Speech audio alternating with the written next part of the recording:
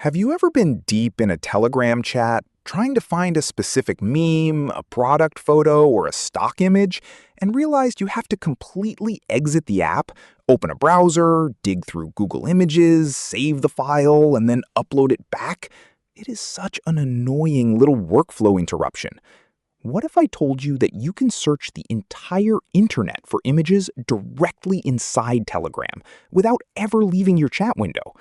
Let's talk about image search bots and how easy they are to use. All right, let's break down the magic trick. You don't even have to add these bots as contacts or start a separate chat with them. You can use what Telegram calls inline mode.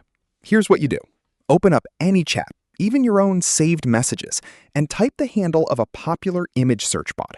For example, typing @pic right into the message box.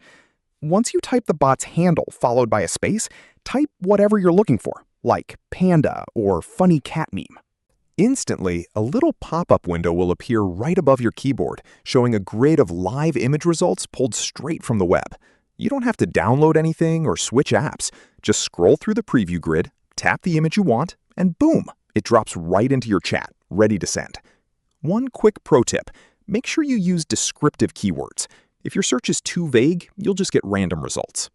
Also, keep in mind that these are public bots, provided by the community or third-party developers, so always double-check what you're sending, especially if you're dropping images into professional work groups or client channels.